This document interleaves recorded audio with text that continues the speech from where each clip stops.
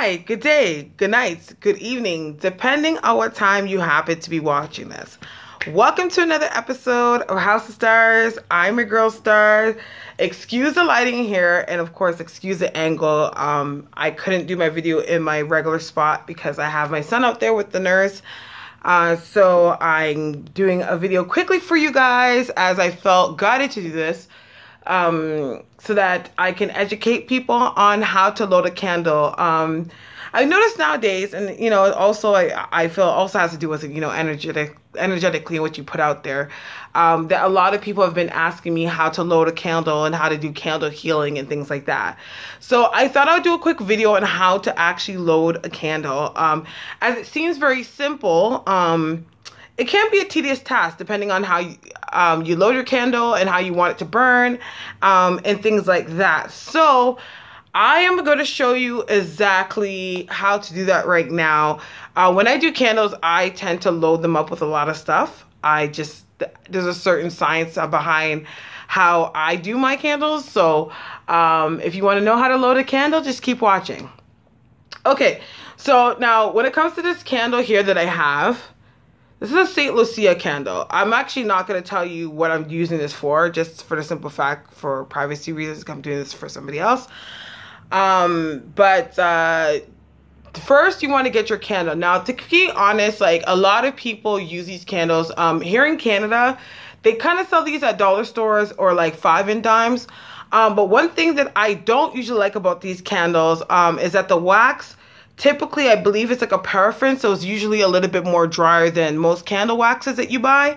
But suggested the best place to actually buy a candle, I would say, is at a botanica.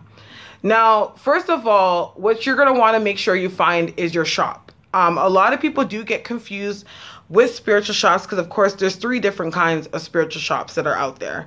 There is your mind, body, and spirit shop where you can kind of find stones, find energy healing stuff, the stuff that have to do with your energy, alignments of the chakras, things like that. I'm not saying that this kind of stuff can't be found in all shops, but of course, specifically, there's a lot that are geared to more of this type of energy. So your mind, body, spirit shops usually have, like, you know, your sages, crystals, things that have to work with the chakras, alignments, balance, things like that. So usually when you want to do candle work, it's very hard to find materials in those shops because they're not really aimed to candle work or magic or anything like that. There's also what I like to call there's your Wiccan shops, which I like to say they're more on a European aspect, which of course mainly of course is not like in doing candle work. People don't work with the elements, but I feel like they're more geared towards the elements. Working with, how can I say this? Working with the planets and different things like that. When it comes to, like, say, some of the oils or certain products that you find, they're usually elemental rather than actually being named or used for specific things. Like, for example, if you went to a regular botanica, like, you could find, like, draw away evil or, like, cut and clear, things like that. So that's more of like the gear towards European, I find a European aspect. Now, when it comes to the stuff that I resonate with, I of course resonate more or less with things that are based on, you know, my lineage. So that's when you could go to like hoodoo, voodoo, santeria, shops like that, which are called botanicas. This is usually, I find in America they go more or less by that name, botanica. But in here, they don't really go by that name, but a telltale sign, because usually, especially when you find botanicas or different stores, they don't outright say that they're botanicas, but if you drive by a store and it says like spiritual supplies and soap and stuff like that, the keyword spiritual supplies, you're in the right place. So basically, when it comes to the candles usually they carry there, I find that the wax is a little bit more softer, it's more oily, so they have a way of burning a lot more cleaner. And when it comes to doing candle work, divination is done based on how the candle burn. You know what I mean? When it comes to candles like this, especially these dollar store ones that are a little bit more drier, they're a little bit more deceiving. Just because, especially when it comes towards the end, the wax is so dry, so it kind of leaves a residue, which will, in in divination, if it were to leave a residue or leave extra wax at the bottom, we will interpret it as there was either a block or there's more work to be done. But sometimes that's not necessarily the case all the time when working with these candles. It's just that they can't, it's just the way how the wax collects and the particles that are used within the wax, it doesn't have the it doesn't burn all the way through. So that's why it's best to find candles at Botanicas. They're a little bit more oilier. They have a cleaner burn. So that even if there is residue or there's darkness on the glass, you can say that you could trust the divination that probably maybe some work needs to be done or something. Maybe you had a hit or you have a block. Divination is a little bit more reliable on candles like that. So that's one thing that I hope I'm not talking all over the place because that's how I feel like I'm doing. But that's one telltale sign about the candles that you're using and where you can find your candles and what specific place. The next thing you want to move into is herbs. Now, I'm a person that I use herbs from anywhere. Some of my herbs I find are in grocery stores. Some of them are at Botanicas. Some of them are, no, mainly grocery stores and Botanicas. Like sometimes most of the herbs I use, I even find in my kitchen cupboard. So you want to go into your herbs. Now, when it comes to selecting the right herbs for the certain spell, say, for example, if you're doing a protection spell. Now, when it comes to herbs, you want to treat herbs just as you would treat stones. So now, when it comes to stones, as everyone knows that there's familiar with stones, every stone has its metaphysical properties. That's the same thing when it comes to herbs. It has its planetary, its metaphysical, and their uses of how each herb works. So say, for example, if you were going to use a herb that I like to use, is hyssop. Okay, and if anyone is familiar with the Bible, you know, hyssop is mentioned in the Bible. Now, hyssop is really good for cleansing. And, well, most of all, it's like, I forget how the verse goes, like, clean me white. So this is a cleansing herb for the most part, okay? So depending on the kind of work that you're doing, of course, you would want to use herbs. Now, of course, when it comes to doing candle work and doing magic, it's almost like you need to, how could I say this? It's like you have to build your tapestry, okay? So, for example, say as if, I don't know, say like I want somebody to see the truth on something. I could use hyssop because hyssop is cleansing. It's a cleansing herb, so it can be used in combination with something else. So it's a cleansing herb, so of course you want to clear that person's sight, clear that person's mind, clear that vision. Say, for example, like this is in combination with other herbs, of course. Like something I would do with that is like eyebright and mugwort and hyssop, the kind of things, kind of combine things. So obviously, I'm not mentioning everything I do. But when you do use your herbs, you want to have everything that is put into a candle, something has to be backing it up. Okay? So this candle that I am doing is a cleansing candle. Okay?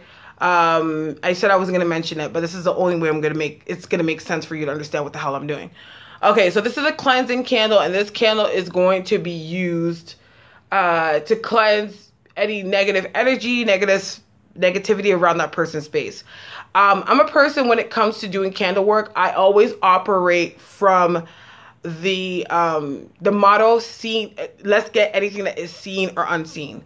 Because depending on how you feel, or maybe even if somebody's read on the situation, see exactly what's going on, sometimes there's things that are hidden. So you want to be able to get a hit at everything that could be possibly there or anything that could be lurking in the shadows. So, okay, so let's start off with, I'm doing seen or unseen. And I'm going to tell you what herbs I'm using.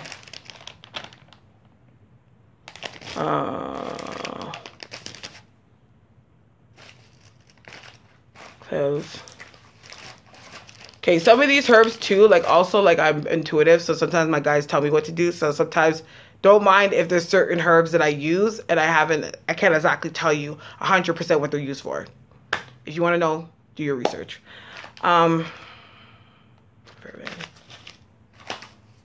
Ooh, that's filled. Okay, what's this? All right. Okay, so this is what we're going to do. Okay, so we're doing cleansing candle. So first we want to start off with hyssop. Now, at the same time, as you can see with a candle like this, most candles that you use kind of come in this size. You want to put a generous amount for potency, but at the same time, you got to keep in mind that you don't want to disrupt the wick when using it, when doing the candle. So even though you add your herbs, make sure that whatever you're doing is that all the herb buildup is not disrupting so much of the wick, okay? So we're going to add the hyssop, okay? Next thing we're going to add is vervain. Now, when it comes to herbs, some herbs can be used for bad and good. Specifically, I'm using this to remove bad. But, you know, you got to keep in mind when it comes to using some herbs, it's all about intention at the end of the day and how they work. I like to use cloves. I put cloves in for cleansing as well. The reason why I also like using cloves is because I like the potency of them. But also cloves is a really good money herb as well. But I like to use them. You just need a few of them. Usually counting them means something as well. So for example, if I usually, let me sit, my feet hurt. Say like if I want a spell that's long lasting, okay? Like for example, there's a herb that's out there that is called gravel root, and that's usually for continuous, or like people use it for steady work or to keep things steady. Now I use gravel root too in like spells that I want to be consistent. I want it to go, the energy to go a long way. So cloves is really good to add it for potency and cleansing and stuff like that. Also, I do believe it has some protection elements as well. Here's some basil. Basil can be used for cleansing. Some people usually don't use it for cleansing, but I do. But it's also a very good protection herb as well. And then there's mugwort. Now, mugwort is usually used a lot in psychic work or like psychic spells and stuff. But also, mugwort's really good for removing low vibrating energies or entities. So since I'm doing seen or unseen, I don't exactly know what is around this person. It could be the energy that's around them could relate to the fact that they may have picked up something energetically, or who knows, maybe somebody has cast some work against them and an entity is attached to it. So again, I like to put seen or unseen in everything I do. Now, when it comes to the candle that you're doing, you got to keep in mind when it comes to some herbs, the herbs could come off a little bit more, they're really big pieces or they're really chunky. So you want to try to break them down as much as you can. You can use your hands. Some people, what they would do is like make a combination of herbs and kind of blend it in like a coffee grinder, and pulsate it so that it comes out a little bit more smoother. But in that case, I'm not, I don't have that kind of luxury today, so I'm using my hands. And the reason why you want to make sure that the herbs that are in here are broken down in very small pieces, just for the simple fact that when you do light the candle, if any of the flame catches onto the herbs, you don't want, it usually catches onto the herbs and it makes its own little flame. Now, what usually can happen if that happens, depending on if the actual piece of herb is close to the glass or anything like that, it will cause the glass to crack and break off. You know what I mean? And also, depending on where you have your stuff, it can be a fire hazard. So you want to make sure you break everything down, okay, as much as you can. And also, another thing that I like to do is try to make sure that it's not that close to the edge of the glass, so that it doesn't cause the candle to explode or cause a fire or whatever. All right. And then I'm going to put some chili flakes. Now, people use chili flakes for specific things. I like to use it for speed, and I like to use it to invoke or emulate fire. So, because it's spicy. So, for example, like when people do, like, if you are familiar with Saint Barbara, you know what I mean? A specific saint which she's really used for. She carried one of the emblems of who she is, which actually she also correlates with Chango, is fire. So a lot of her spells or candle work or protection work you do with her uses a lot of like spices. Not spices. Uses a lot of chilies or things like that. So it's to emulate fire. So for me, I look at fire as being cleansing. I look at fire as burning up, is getting rid of the rubble, like the phoenix that rise from the ashes. So again, it goes back to what I was saying before. When you're doing a candle, not only are you putting your herbs in order to have an aim to get a certain result, it's almost like you want your candles to start telling a story. Okay, so like with the herbs that I put in there, I put vervain, hyssop, agrimony. Oh yeah, I didn't add the agrimony, basil, and stuff like that. So it's like you want your candle to tell a story, or have action. So like based on what I have, for what a basil is, like the basil is used for cleansing, also is used for protection as well. When it comes to the chili, that is used for fire, to emulate the fire. When it comes to vervain is again a herb that is used to remove entities. When it comes to mugwort, the same thing. So it's like essentially when I combine them all together, is I want her to be cleansed, to be burned in the violet flame, to burn up any negativity, seen or unseen, that may be attached to her or energy, and cleanse her in the fires. That's really what I'm trying to make this candle say. Okay. Now, excuse me while it's very hard, like, because when I do candle work, it's hard to actually play. So if I sound like a friggin' idiot, please, like, forgive me. It's just that sometimes it's hard, like, explaining what you do in words. You know what I mean?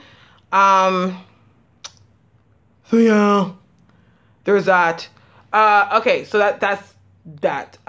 There's other stuff I'm gonna put in there, but I'm not gonna go into it right now. Okay, so you see that your candle is loaded, okay? And everything is in there. Now, as you can see, I like to load my candle up a lot. Now, the next thing you want to do is, of course, a lot of people would use, there's different oils that are for different things. Whether the oil is used is an elemental oil that aligns with a certain planet, which has its own character traits. Or you can have your prefix oils that could be like, come to me, or cleanse me, or cut and clear, or whatever. Now, in this situation right now, of course, like, I don't really use oils because, like, I use oils, but sometimes there's certain things I don't use oils just because the herbs kind of speak for themselves. So one thing that I always use, I use, depending on what oil, but I like to use either like almond oil, sesame oil, or olive oil. In this case, because we're doing cleansing, and olive is seen as one of the purest forms in spirituality, I'm using olive oil. So I just pour a little bit in the top here. Now, what you want to do is, and I'm such a freaking idiot, I forgot.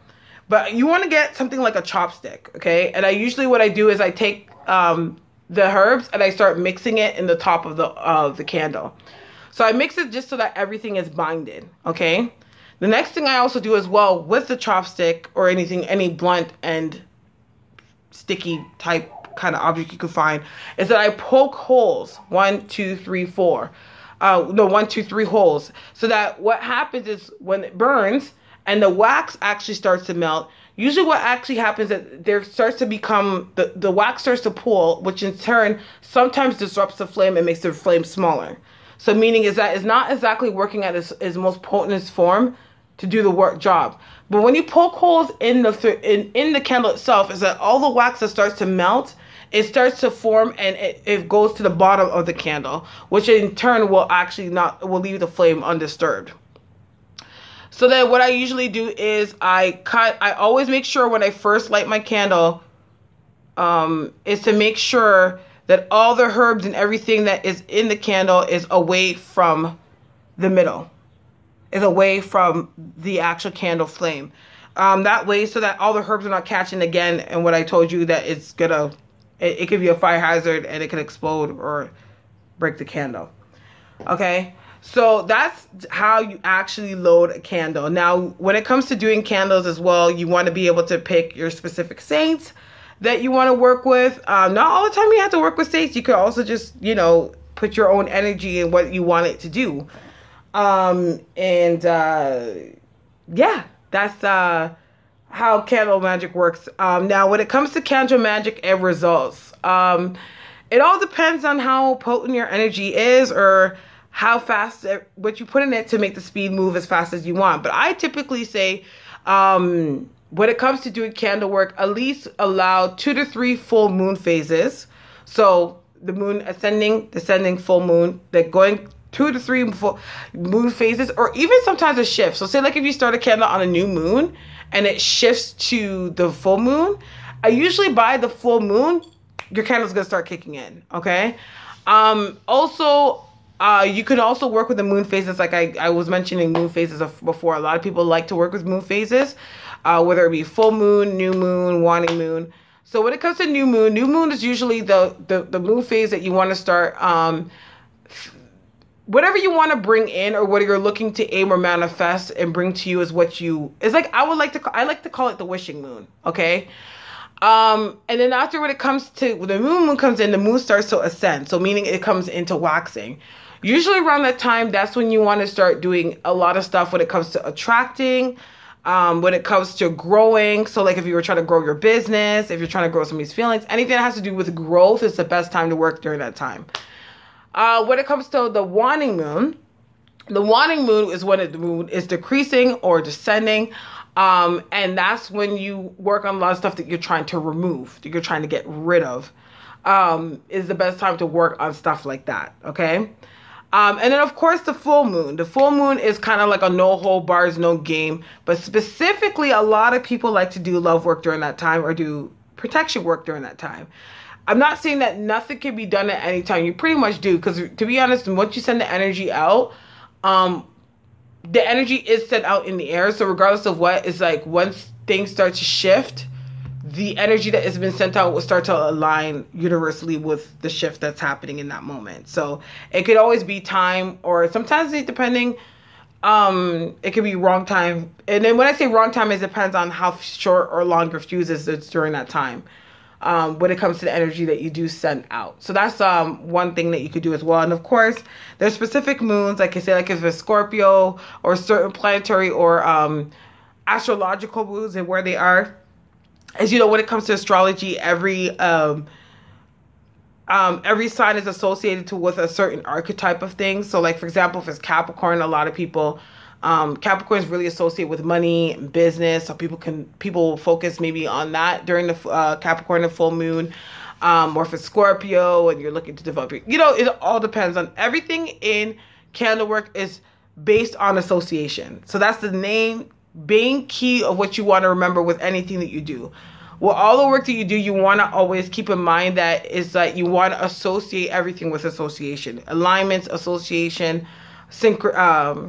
synchronizing. All those words and those things are very strong when it comes to candle work.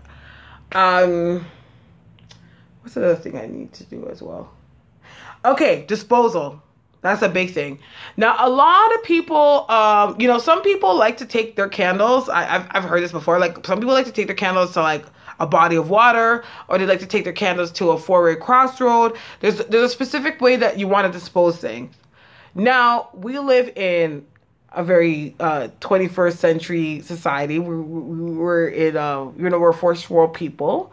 So the best way that I usually dispose of my candles is I recycle. Because the reason why you want to recycle, because recycling is continuous. It's infinity. It keeps on going. It keeps on flowing. So when it comes to the glass and when it does, if you've done a candle, you want to be able to respect the energy that it was put into the candle. So because you want it to continue, you don't want it to end. You want it to work as long as it's supposed to until it runs its course. Of course, you would treat the disposal of it the same. Recycle. When it comes to now this all correlates to if you're into, like, if you're initiated with the rishas and whatever the case may be. When it comes to disposal, there's also a legua. One thing I've done, like if I can't get into the recycling, what I usually do is that I take the candle or any kind of spiritual work, whatever I used, and I add 3 pennies to it. So it's almost like instead of like it being treated as trash and I'm actually giving the energy out that it's somebody else's treasure. You know what I mean? And usually, typically, it means like, or whatever case may be. So that's the best way to do disposal when it comes to your candles and when you're done with that. Also, when it comes to doing candles, and I'm going to be quick because we're already going over so long in this video. You want to make sure that you also, combination is a big thing. So